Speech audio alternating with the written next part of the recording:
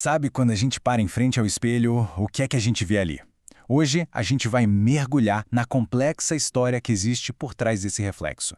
E para nos guiar, vamos usar o livro O Espelho da Mente. A ideia é desvendar como a nossa biologia, nossas histórias internas e, claro, o mundo ao nosso redor constroem essa pessoa que a gente encara todo dia.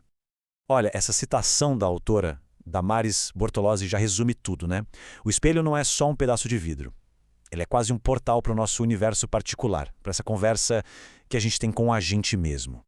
E aí vem a grande pergunta que move toda essa nossa conversa. Afinal, quem é essa pessoa no reflexo? De onde ela veio? Como essa imagem foi parar ali? É uma pergunta que, vamos combinar, todo mundo já se fez um dia. Para a gente começar a responder isso, a gente precisa ir lá na fonte. A nossa ideia de eu não é só uma coisa filosófica solta no ar. Não, não. Ela tem uma base física, uma verdadeira arquitetura construída dentro do nosso cérebro. Pensa no cérebro como se fosse uma orquestra, sabe? O córtex pré-frontal é o maestro, o nosso chefe interno que deixa a gente pensar sobre quem somos. O sistema límbico, ele é a emoção pura, a trilha sonora que colore as nossas memórias. E a ínsula, ela nos conecta com o nosso corpo, com o que estamos sentindo. Juntos, eles criam a música da nossa identidade. E tem mais. Lá em 1994, uns cientistas fizeram uma descoberta que, olha, mudou tudo. Os neurônios espelho.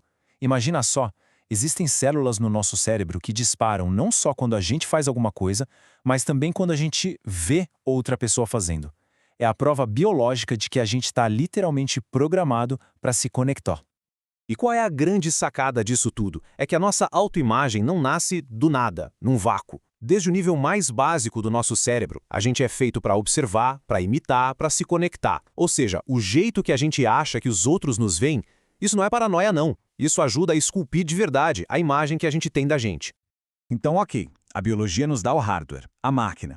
Mas e o software? E as histórias, as crenças, as emoções que rodam nesse sistema todo? É exatamente para aí que a gente vai agora. Agora, a gente sobe um degrau. Vamos sair um pouco do cérebro e entrar na mente, para entender como as teorias da psicologia explicam a maneira como a gente cria a história sobre quem a gente é. A história que define o que a gente vê no espelho. E aqui a gente tem dois jeitos bem diferentes de olhar para isso. Para Freud, a nossa autoimagem nasce de uma briga interna. É o nosso eu tentando fazer as pazes entre nossos desejos mais selvagens e as regras que a sociedade impõe. Já para Carl Rogers, é menos uma batalha e mais uma busca por harmonia, por um alinhamento entre quem a gente é de verdade e quem a gente sente que deveria ser. Para ilustrar essa ideia do Rogers, o livro traz o caso da Ana. Pensa bem, o eu real dela é uma engenheira de sucesso, super realizada. Só que o eu ideal, que foi meio que imposto pela família, é o de uma mãe e esposa tradicional. E esse choque entre os dois, nossa, gera uma angústia enorme. Esse conflito que a Ana vive tem um nome técnico, incongruência. É justamente esse buraco entre quem a gente é e quem a gente acha que tem que ser que acaba com a nossa autoestima, sabe? Gera aquela sensação de que a gente nunca é bom o suficiente, de que estamos sempre em dívida. Bom, já falamos da biologia, da psicologia, agora falta o terceiro elemento, a sociedade. Porque muitas vezes o espelho que o mundo nos mostra não é nítido. É mais parecido com aqueles espelhos de parque de diversão, sabe? Que deixam a gente todo torto, distorcido. E esses são os espelhos que nos cercam.